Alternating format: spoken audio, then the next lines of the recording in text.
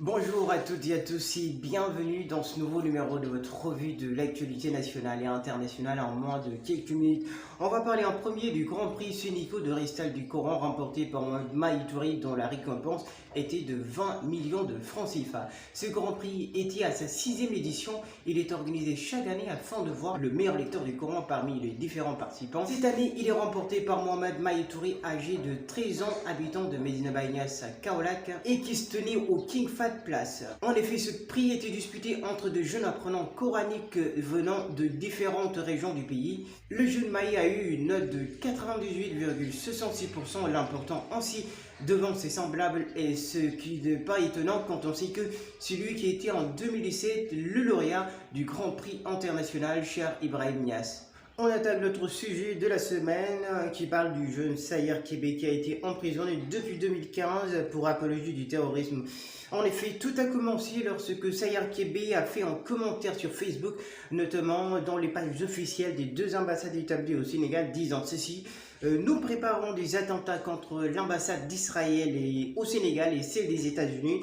Vous subirez de lourdes pertes. S'ensuit un autre message envoyé à la radio panafricaine West African Democracy Radio, ce qui a été vu comme des menaces par les États-Unis et l'État d'Israël. C'est ainsi qu'il a été arrêté et emprisonné depuis 2015. Et d'ailleurs, cette situation avait beaucoup ému l'opinion qui avait déclenché un vaste mouvement de soutien à son endroit. Et malgré la peine de 3 mois avec sursis du dernier jugement, le procureur a tenu à faire un appel. Et heureusement pour Sayer, le juge d'appel n'a pas suivi le parquet et il a finalement blanchi. Et devant le procureur, Sayer dit avoir regretté ses propos et qu'il ne mesurait pas la gravité de ses actes car, dit-il, il était sous le coup de la colère après avoir vu des images des enfants et des femmes enceintes qui étaient massacrés par les armes israéliennes et américaines, ce qui l'a poussé à condamner ces actes barbares de cette façon. Alors son cas doit tous nous interpeller par rapport à nos activités sur les réseaux sociaux et les commentaires qu'on y laisse. Certes, c'est un lieu où on peut être libre de dire ce que nous pensons, mais faisons très attention car tout ce qu'on y fait peut nous retomber dessus. Alors allons-y très intelligemment et on sera tous à l'abri du danger. Et place à l'actualité internationale, on va jusqu'en Inde où le gouvernement indien a demandé à Facebook, Instagram, Twitter de supprimer une centaine de posts qui critiquaient sa gestion de la crise sanitaire. En effet, depuis presque un mois maintenant, l'Inde doit faire face à une flambée massive des contaminations dues au coronavirus. Les hôpitaux sont surchargés. En l'occurrence, le gouvernement indien est pas mal pointé de doigt, notamment pour avoir organisé un rassemblement politique et ignoré assez simplement les conseils de nombreux scientifiques.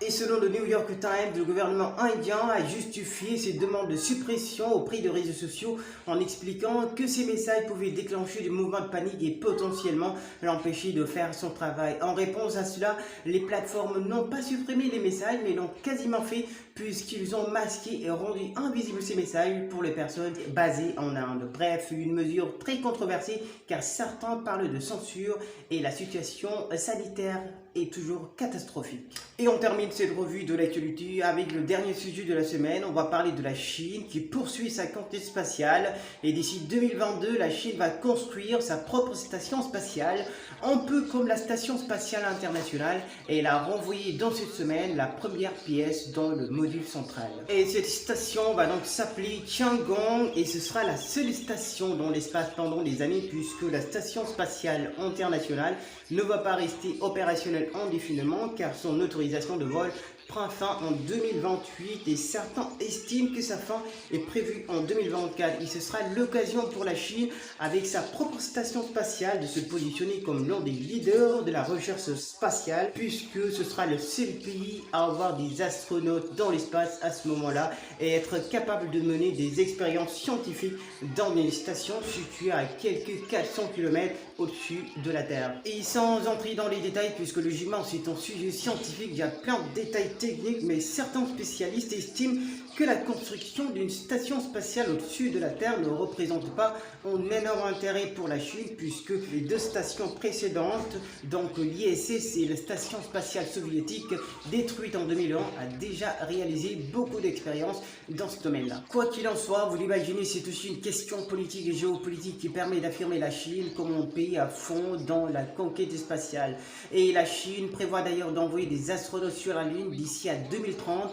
Et la NASA de son côté parle d'une mission pour 2024. Affaire à suivre donc là-dessus. En tout cas, à titre personnel, j'ai trop hâte de voir ce qu'il en sera. Voilà, c'était tout pour aujourd'hui. On arrive au terme de cette revue hebdo d'actu. Merci pour votre fidélité. Merci de nous avoir suivis.